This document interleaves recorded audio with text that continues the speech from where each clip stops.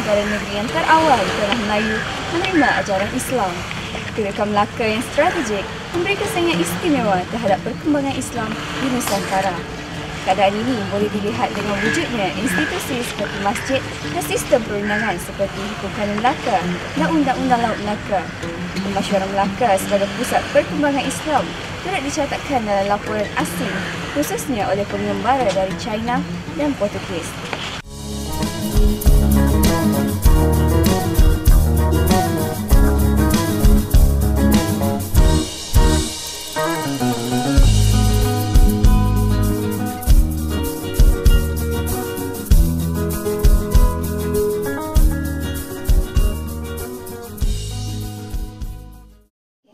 Kewujudan masjid sebagai institusi terpenting dalam penyebaran agama suci ini telah menjadi saksi kepada pengukuhan Melaka sebagai sebuah kerajaan Melayu Islam yang begitu makmur di Kepulauan Nusantara.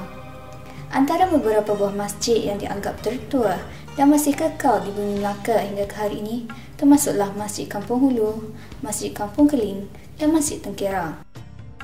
Meskipun dibina agak lewat iaitu selepas beberapa abad kejatuhan Melaka, ketiga-tiga masjid ini telah dikategorikan sebagai tapak warisan kerana usianya, nilai-nilai estetika serta keindahan seni bina seperti struktur dan ukiran. Selain masjid, manuskrip Melayu seperti Sulalatus Salatin atau Sejarah Melayu dan Hukum Kanun Melaka turut menjadi rujukan generasi hari ini untuk memahami peranan Melaka sebagai pusat kegiatan penyebaran Islam pada abad ke-15. Pada masa yang sama, sumber-sumber asing Portugis turut memberi sedikit sebanyak gambaran tentang Islam di Melaka pada ketika itu. Diwartakan sebagai tapak warisan negara, Masjid Kampung Hulu telah dibina pada tahun 1720 dan siap sepenuhnya pada tahun 1728, iaitu ketika zaman pemerintahan Belanda oleh seorang mu'alaf berketurunan Cina iaitu Syamsuddin bin Arum. Ciri-ciri seni reka masjid dari Kepulauan Jawa kelihatan begitu ketara. Terdapat 4 tiang seri yang menggunakan kayu belian dan bumbung berlapis 3 yang bentuknya seakan-akan piramid. Ruang di antara lapisan bumbung membolehkan kemasukan udara dan cahaya ke dalam masjid. Asal usul masjid ni dibangunkan pada tahun 1720 oleh Encik Syamsuddin bin Arum, seorang Cina Kuantung Islam. Masa saya bertugas dalam masjid ni kan dah masuk kedua kali lah ada warisan baik pulih lah. Jadi yang pertama tahun 1995 yang mana masjid ni kebanyakan tiang-tiang semua dicat tau. Tiang-tiang dicat dan ditaruhkan mamar putih sebelum 1995. Jadi bila 1995 ada warisan datang berunding, dia nakkan cat semua dibuang.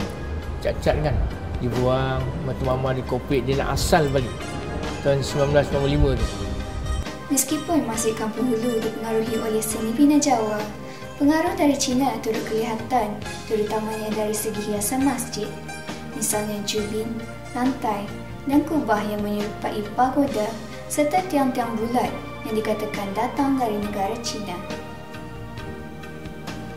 Dalam pada itu, bahan binaan pada bahagian dinding masjid juga dipercayai diperbuat daripada campuran putih telur dan pasir serta batu granit. Pada pintu depannya pula, terdapat sebuah gendang lama serta 2 buah meriam lama terletak berhampiran kaki tangga memasuki masjid tersebut. Namun persoalannya, apakah ketiga-tiga masjid ini masih boleh dianggap sebagai masjid yang tertua dan mampu menjadi saksi kepada teori kedatangan Islam ke tanah Melayu, khususnya di Melaka? Jika Melaka menjadi makmur sebagai pusat penyebaran Islam, apakah tidak ada sebuah masjid pun yang didirikan lebih awal dan menjadi simbol kepada agama suci ini? Mengenai Islam di Melaka, sumber ini yang kita boleh dapati di Perpustakaan Zakbar di Semelaya, iaitu dalam manuskrip yang telah diselenggarakan oleh Father Pintado ataupun seorang padri bernama Pintado. Kita dapati bahawa disebutkan juga kewujudan masjid, dan masjid ini dikatakan berada berdekatan dengan istana yang terletak di bukit, dan bukit itu berada di sekitar Bandar Ilir. Okay. Dan dalam koleksi yang sama terdapat rekod yang mengatakan bahawa masjid ini diperbuat daripada batu.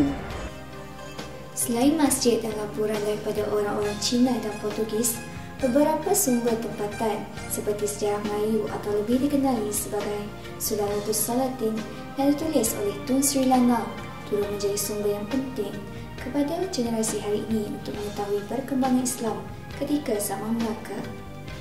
Pada masa yang sama, kitab hukum kanun Melaka yang menjadi sandaran kepada sistem perundangan dan pentadbiran kerajaan Melayu ini turut menyebut Islam sebagai intipati asas dalam kehidupan masyarakat Melayu pada ketika itu.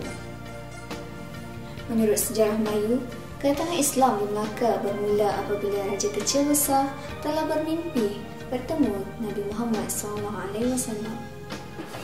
Bila kita mengaitkan dengan Islam pula, memang tak dinafikan dalam sejarah Melayu ataupun judul asalnya pun dah berbunyi Sularatus Salatin kan, mendapat pengaruh Arab yang sangat luas.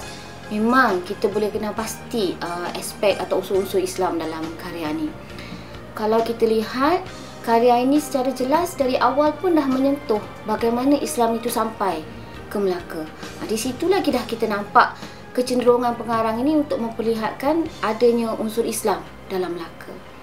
Banyak lagi perkara-perkara lain yang kita boleh kaitkan dengan unsur Islam.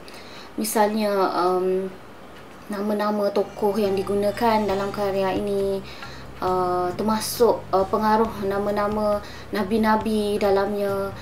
Juga pengarang memperlihatkan perkembangan Islam dari segi amalannya. Banyaklah perkara lain yang membuktikan memang jelas ada pengaruh Islam dalam karya ini. Meskipun institusi masjid muncul ketika era pemerintahan Belanda, bukti fizikal ini disokong dengan laporan seperti yang dicatatkan oleh manuskrip Melayu lama seperti Sejarah Melayu, Hukum Kanun Melaka, Undang-Undang Laut Melaka serta sumber-sumber asing khususnya dari pengembara Cina dan Portugis. Bagi pihak kru Atlas Melayu, kami ingin mengucapkan terima kasih terhadap kesetiaan anda menonton rancangan ini sejak episod pertama lagi. Sekian dan jumpa lagi pada musim yang akan datang.